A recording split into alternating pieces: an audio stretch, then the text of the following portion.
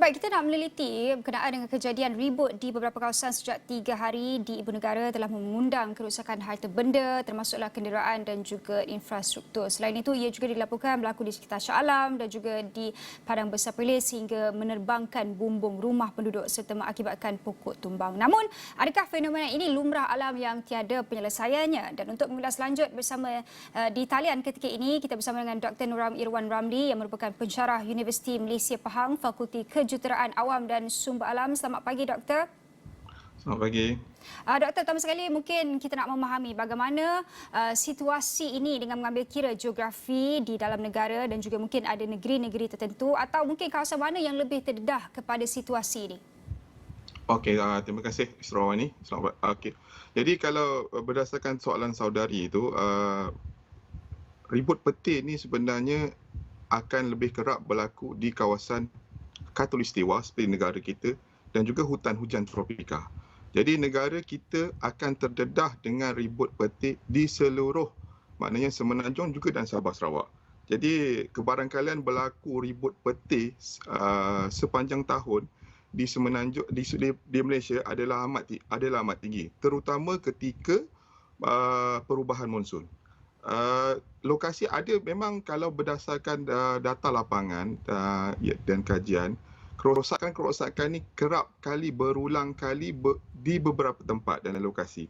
Terutamanya kalau berdasarkan ada beberapa peta yang pernah saya share dulu, saya rasa ada beberapa lagi kalau di utara di Kedah dan Perlis, kalau di tengah ni selalunya berlaku di Lembah Kelang.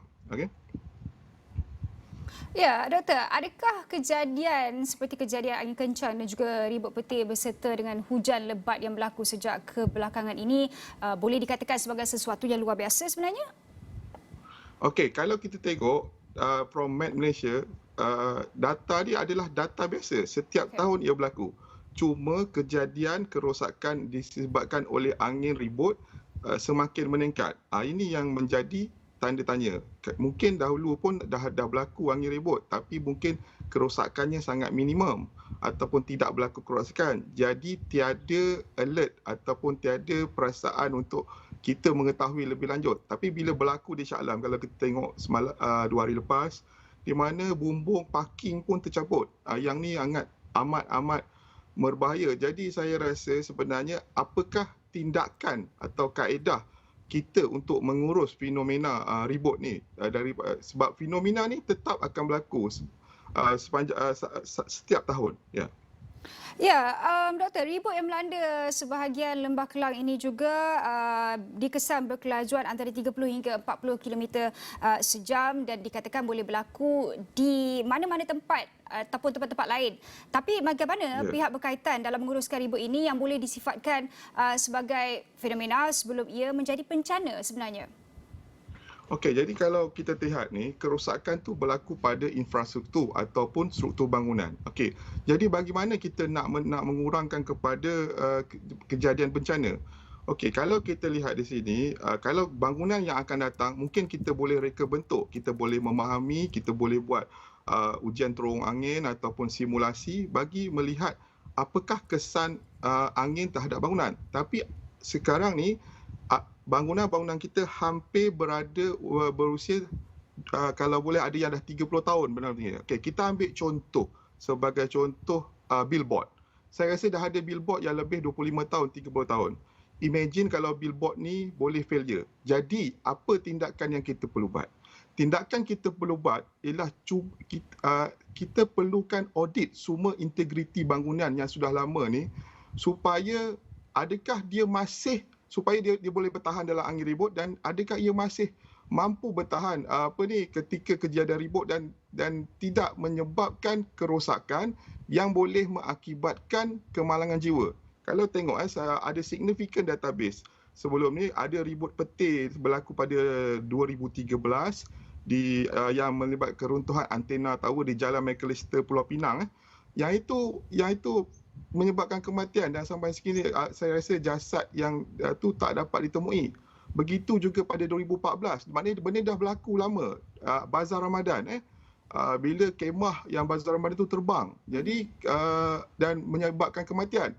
Jadi saya rasa pihak berkuasa bila dari satu sudut mereka bentuk atau integriti membuat ujian integriti kepada bangunan-bangunan yang ada. Tapi untuk lain pula pihak berkuasa, contohlah kalau kita ada pasar malam ataupun bazar Ramadan, jika kita lihat ada warning daripada daripada Met Malaysia, mungkin kita boleh minta untuk bazar Ramadan itu ditunda, okey, atau dibuka untuk mengelakkan daripada berlaku kejadian daripada yang kemalangan jiwa. Untuk makluman, kalau kemah di bazar Ramadan ni, had laju angin 7 hingga 8 pun meter per second pun dah boleh terbangkan kanopi tu. Jadi ini yang mungkin masyarakat perlu sedarlah. Okey.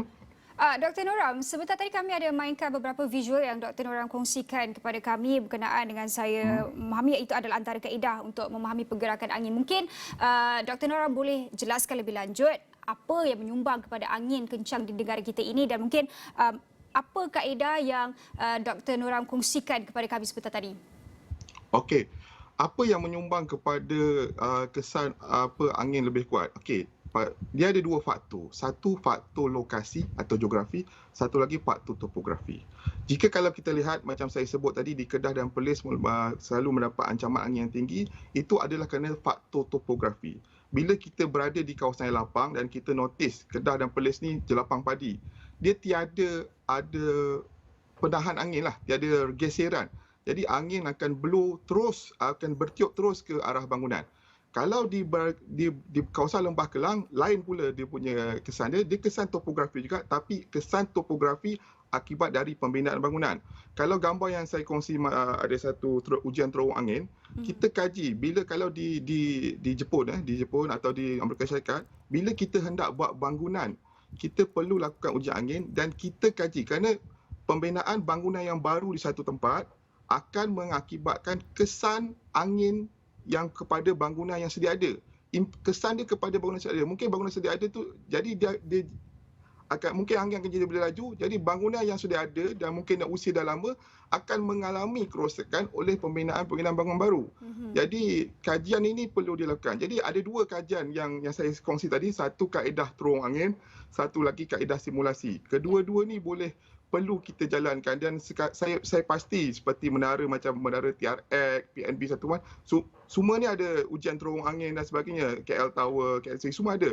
Tapi kita masih lagi belum menyuruh untuk mengadakan ujian angin, kekuatan angin kepada bangunan-bangunan yang lain. Tapi yang bagi saya yang paling penting adalah bangunan yang sedia ada. Saya concern bangunan yang sedia ada sebab bangunan yang sedia sudah berusia dan kita tak tahu macam mana reka bentuk ketika dia dibina dan sekarang dia akan mengalami ancaman yang lebih besar kerana fenomena ni kalau kita lihat semakin kerap dan kalau semakin kerap jadi kemungkinan kerosakan kepada bangunan yang melibatkan kehilangan jiwa dan kecederaan boleh berlaku. Okey. Dr. Noram, secara ringkasnya, Dr. Noram dah perjelaskan mungkin ada kajian lebih lanjut yang perlu dilakukan dalam masa hadapan ini. Mungkin apakah langkah mitigasi yang diambil sebelum ini memadai atau sebenarnya ia perlu diperkemas lagi? Ya, saya rasa dia perlu dikemaskan. Saya cuma ada cadangan. Kalau saya rasa tiada lagi agensi yang melihat kepada perkara ini secara spesifik atau tiada lagi institusi yang Jadi saya rasa adalah kewajaran bagi pihak kerajaan atau pihak yang berwajib yang kemungkinan kita perlu mewujudkan satu institusi atau agensi yang melihat khusus kepada masalah ini. Sebab kejuruteraan angin ini adalah luas, bukan setakat ribut, ia melibatkan juga macam jerebu dan juga pencemaran udara seperti di Sungai Kim Kim. Itu luas. Kejuruteraan angin ini sangat luas. Jadi saya sarankan kita kena perkemaskan lagi dari segi urus takbir dan juga dari segi kod dan piawai supaya reka bentuk dan segala tindakan yang kita ambil dapat mengurangkan risiko daripada ancaman angin ribut. Ya. Okey. Baik, terima kasih Dr. Noram Irwan Ramli yang merupakan pensyarah Universiti Malaysia Pahang, Fakulti Kejuruteraan Awam dan Sumber Alam dalam berbincangkan berkenaan dengan kejadian ribut di beberapa kawasan sejak 3 hari lalu yang turut menyebabkan kerosakan harta benda terutamanya kenderaan dan juga infrastruktur.